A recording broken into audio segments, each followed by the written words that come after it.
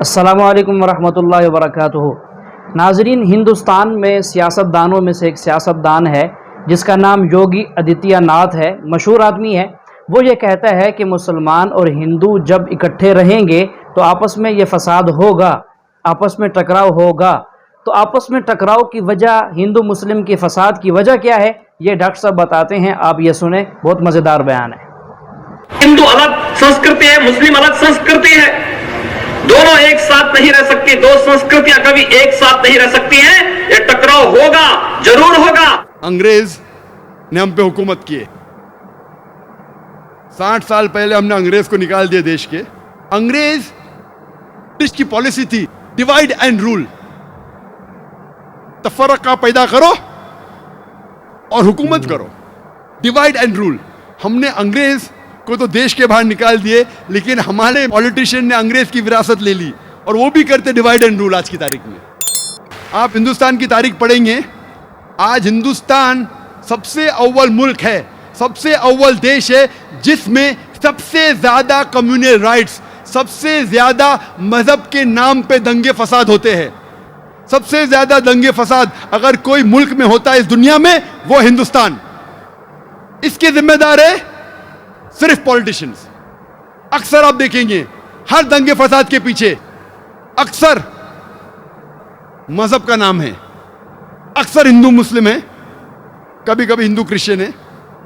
अक्सर मजहब को आपस में लड़ाते हैं, काहे के लिए? अपने वोट बैंक के लिए, अपने गद्दी को बचाने के लिए, अपने सीट हासिल करने के लिए। वो बेगुनाह इंसानों को आपस में लड़ाते हैं। इसीलिए मैं कहता हूं, मेरी नजर में दहशतगर्दी, आतंकवाद पॉलिटिशियनों की विरासत है।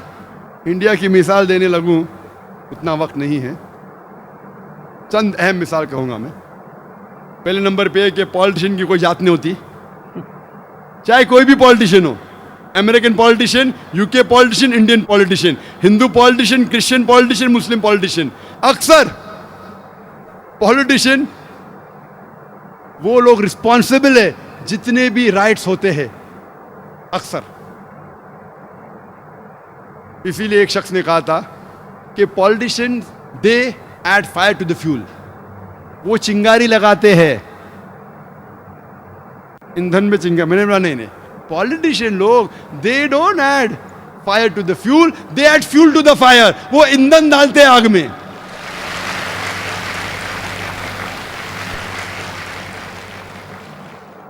हमारी आजादी के बाद ही पॉलिटिशियन का जिक्र कर सकता ना। आजादी के पहले तो करते थे हुकूमत अंग्रेज। आजादी के बाद सबसे बड़ा दंगा फसाद जो हिंदुस्तान में हुआ वो था बाबरी मस्जिद का। बाबरी मस्जिद को सन 1980 के पहले कौन जानता था? मैं तो नहीं जानता था, कुछ लोग शायद जानते थे।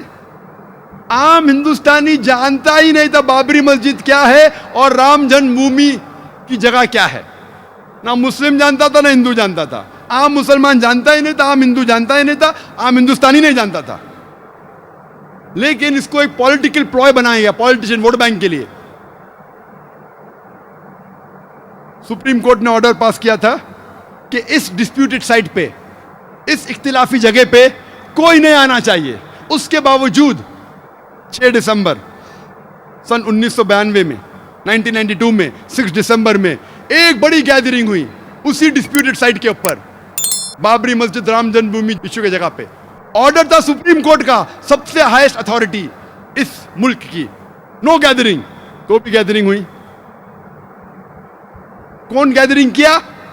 Opposite party of politicians, politicians in the opposite party. हुकूमत चाहती थी तो रोक सकती थी, आसानी है। पुलिस उसके पास है, हथियार था, आसानी। लेकिन नहीं रोका। क्यों नहीं रोका? ऑपोजिशन ने गैदरिंग की वोट बैंक के लिए, क्या मुझे वोट मिलेगा। पॉलिटिशियन जो पावर में थे, अगर मैं उनको रोकूंगा तो मेरा वोट बैंक जाएगा, तो जाने दिया, नो प्रॉब्लम, आ जाओ, पीछे के रास्ते से आओ। लेकिन टेलीविजन पे दिख रहा था सुप्रीम कोर्ट का ऑर्डर, नो गैदरिंग। उसके बाद क्या होता है? हजारों की तादाद में, 10,000 से ज्यादा, हजारों, tens of thousands of people, lakhs of people, लाखों लोग इकट्ठा हुए सब जगह से, त्रिशूल लेके बाबरी मस्जिद को शहीद करते। कोई भी अक्लमंद इंसान क्या त्रिशूल और तलवार से बाबरी मस्जिद नीचे आ सकती है? सैकड़ों साल से इतनी मजबूत इमारत आ सकती है? बोलते स्पॉन्टेनियस रिएक्शन था, प्लानिंग नहीं थी।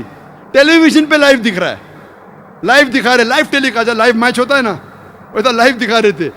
कितने चैनल दिख रहा था। ऑपोजिशन के पॉलिटिशियन बैठे उधर, हुकूमत बैठे हो पुलिस के सामने, और बाबरी मस्जिद नीचे आती। कैसा? बाय डायनामाइट दिख रहा है। और बोलते कि स्पॉन्टेनियस रिएक्शन था। क्या स्पॉन्टेनियस? प्लानिंग थी। बम के जरिए बाबरी मस्जिद को शहीद किया जाता है। मुझे लगता है कि जॉर्ज बुश ने ये बाबरी मस्जिद डिमोलिशन को देख के उसको आइडिया आया होगा कि 9/11 न्यूयॉर्क ट्विन टावर को बम से गिराओ।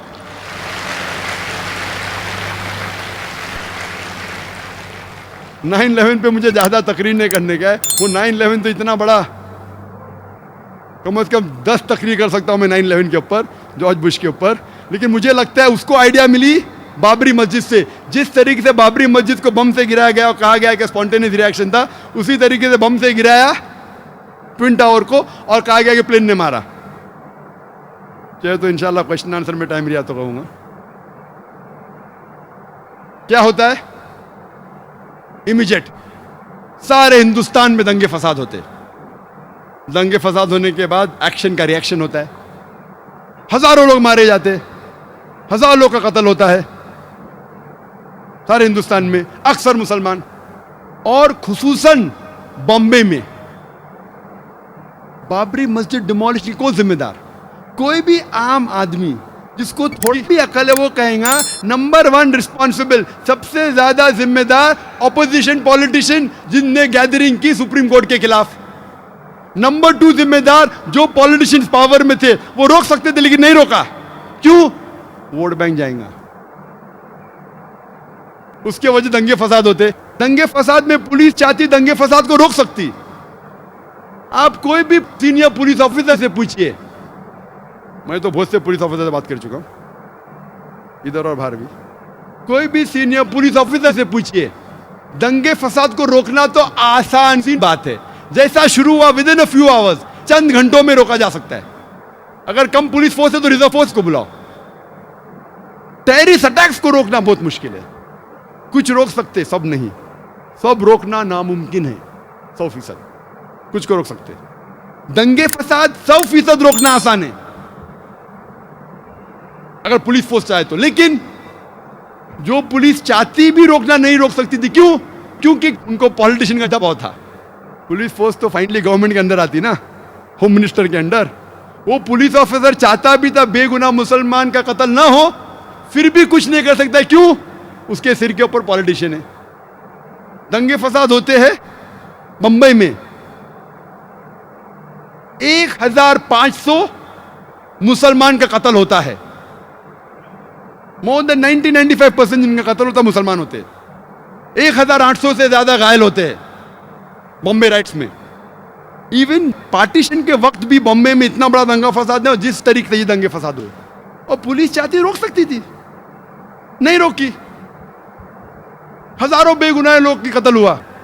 थोड़ा पहले रिएक्शन था दिसंबर में, उसके बाद जनवरी में, एक हफ्ते बाद जो वापिस था, प्लान था पूरा।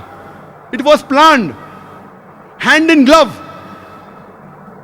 कौन जिम्मेदार है दंगे फसाद का? वही लोग।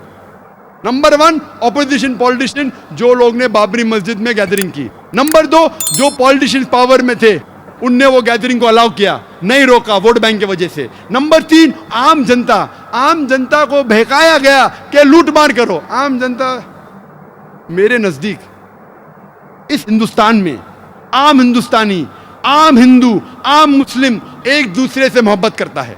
मेरे नजदीक मेरे कई हिंदू दोस्त हैं। आम हिंदुस्तानी, आम हिंदू मुसलमान एक दूसरे से मोहब्बत करते हैं। ये पॉलिटिशियन लोग चिंगारी लगाते हैं वोट बैंक के लिए और बेगुनाह लोग को बहकाते हैं और उनके जरिए राइट्स करते हैं। मैं कहना चाहता हूं आम नागरिकों से कि पॉलिटिशियन के बहकावे में मत आओ, आपस में झगड़ा मत करो। हिंदू मुस्लिम साथ में रहना चाहिए। जैसा मैंने कल कहा था, मजहब नहीं सिखाता आपस में बैर रखना। इंडिया है, हम वतन है हिंदुस्तान हमारा। क्यों आपस में झगड़ा करते? पॉलिटिशियन के बहकावे में मत आओ।